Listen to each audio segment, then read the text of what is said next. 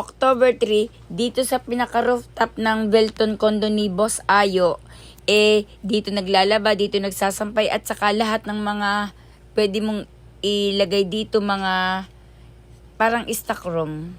Kaya dito, first time ko rin nakapunta dito kung kailan ibebenta na, saka lang ako nakapunta.